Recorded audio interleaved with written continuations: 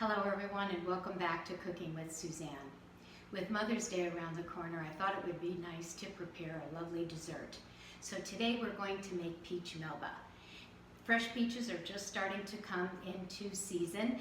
These are Georgia peaches, and for this recipe you're going to need 3 peaches, 1 cup of sugar, and 1 cup of dry Riesling wine. So on the stove, I have the 1 cup of sugar and 1 cup of wine, and I'm bringing it to a boil, and I want to let the sugar melt before we go ahead and put our peaches in. And in regard to the peaches, what you really want to get are cling-free peaches. These happen not to be cling-free, and so therefore when I try to cut through the peach and remove it, it does not want to come away from the stone or the pit in the center. And so this is called a cling stone peach, which means it's not going to come away very easily. At the same time, if you cook them with the skin on, a cling stone peach, the skin won't remove either. It clings to the actual fruit. And you really do want the skin. It's going to give a beautiful color to the wine and sugar here. So in this case, I want to peel this and put the skin directly into our wine and sugar. Now if these were cling-free peaches, which you could be able to slice it down the center, remove the 2 halves, remove the pit or the stone in the center, you can leave the skin on, because after you poach the peaches, because that's in essence what we're doing, is that we're poaching these peaches, you're able to get the skin right off. It peels right off. But in this case, with this type of peach, it won't. But I am going to put all of the peeling into the wine and sugar so that we get a nice, beautiful color. And this is good for you to see, so what would you do? Because we can't remove it. You're just going to have to go until you can feel the stone, and then just take your knife and edge it out, so that once you hit the stone, just edge your knife out, and then you're able to go all the way down. And you'll also be even able to get the 2 sides, so hopefully you don't have very much waste. And now what we want to do is put all of these peaches into our wine and sugar, and we're going to poach them. In about 5 minutes, I'll turn them over. Depending on how ripe the peaches are, will depend on how long the peaches will take to cook. And you just want to use a skewer to go into the center to make sure that they're tender and that they're nice and cooked, but you don't want to overcook them either. All right, so let's just get these in. Okay, I'll set a 5-minute timer, and then we can go ahead and check them and see how they're doing. I do have a skewer here, so I'll use the skewer to check the peaches. Let's just set that down. All right, that's doing pretty well.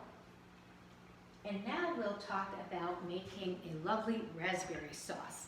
And for the raspberry sauce, you don't need to use fresh raspberries. You can use frozen raspberries.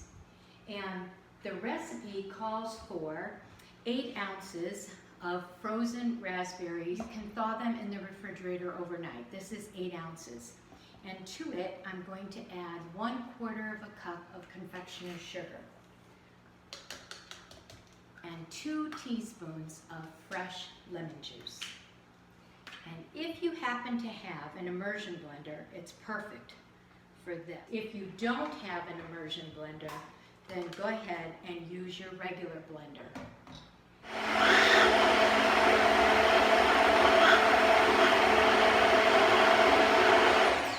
There we go. It's completely pureed. And you do want to put in a large enough container so that it doesn't come out of the container and splash you. Now we do want to remove the seeds, because there are a lot of seeds in there. So all you have to do is just take a fine mesh strainer and pass the raspberry sauce through. All right, keep this on low enough so that it is bubbling a little bit, but not too hard. We're poaching them.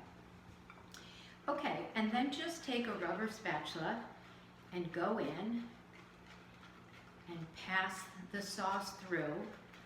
And you do need a fine mesh for this one because otherwise the seeds will also go through if you have a larger strainer. So you need something with a very fine mesh here. And then it really is very easy. There you have it. And here's all of our seeds right there, which you don't want. You don't want to eat that. And anyways, the French love to strain everything. Here's our raspberry sauce. It's that simple to make. And then we have some fresh raspberries here.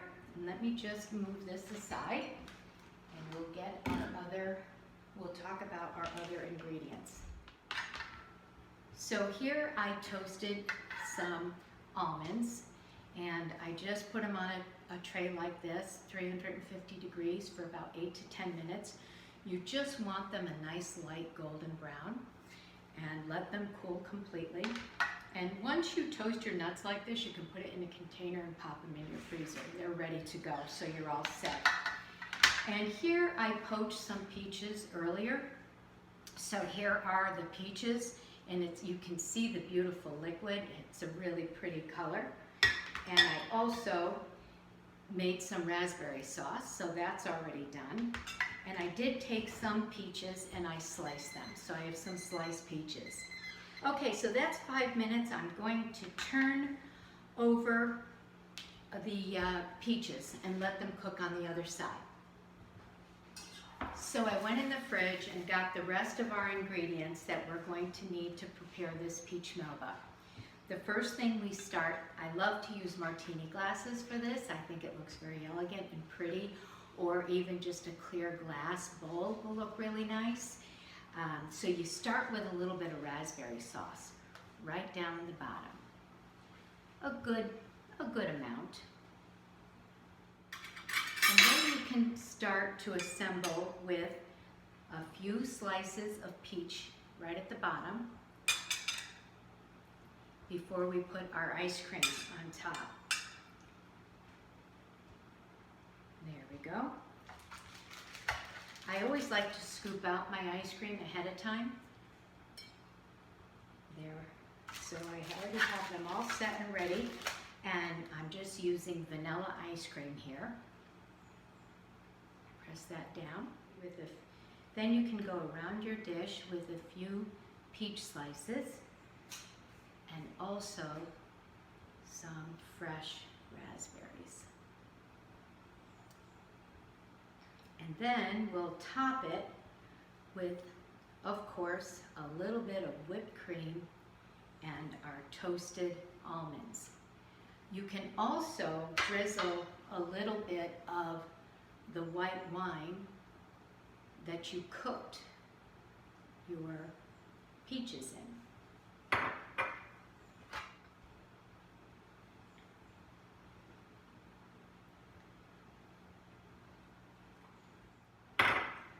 And then we'll top it with some fresh whipped cream.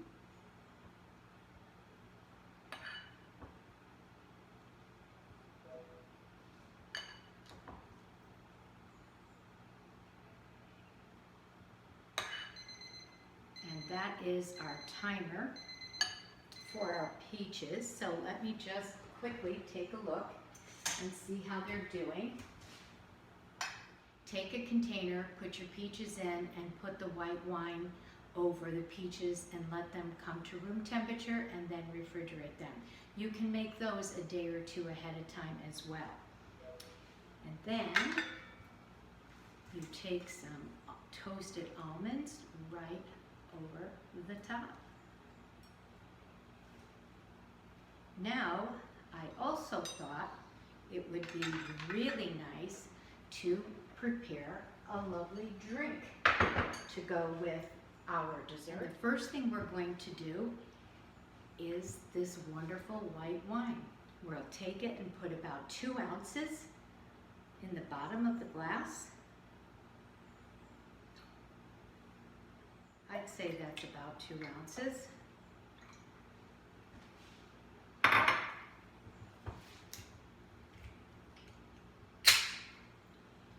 And fill the glass with your sparkling wine. And then you can finish it off with a fresh raspberry. Bob, would you like to come in and say hello? Chef Suzanne, I will say. Yes? Hello everybody, my name is Bob. I am the Thanks, wine director. I was promoted to beverage director some time ago. And this, ladies and gentlemen, looks like a beverage that I did not direct. So I have a bone to pick with you as my... Looks like you have your own beverage. No, because I started happy hour. There you go. I have a bone to pick with you. Yeah, okay. Yeah, people don't say that anymore. Yeah. My mother said it all the time because she had a bone to pick with some people. Everyone. Not everyone, an No. occasional person. That's right. That's right, that's not very nice. That's right. Anyways, I see you prepared a cocktail, which seems very nice. Yeah. I just want to add my 2 cents, Okay. and that is, I am drinking a Riesling right now, and I do think a Riesling would go very nicely with this if you didn't want to do the cocktail, or you prefer my suggestion over Suzanne's, which is entirely appropriate.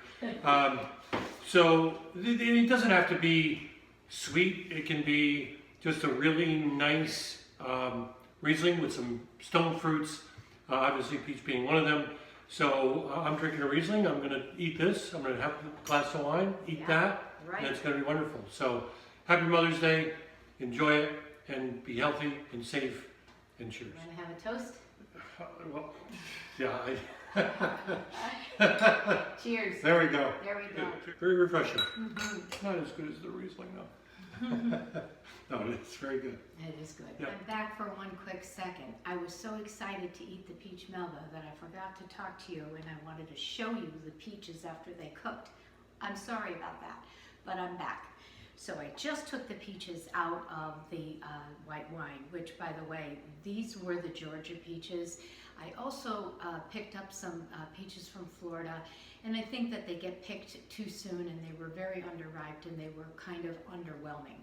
These are fantastic, and this is just the beginning of the season. And then, of course, you move north and you have Pennsylvania peaches and you have New York State peaches, and they are just the absolute best. So as the season comes in, that is the time to really enjoy this dish.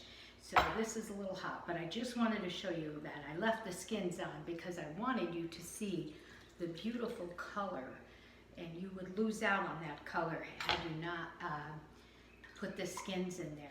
But look at that beautiful color. It's just really, really nice. So then you can use this to make your special cocktail, which is right here. So again, happy Mother's Day, and thanks a lot. We'll see you again soon.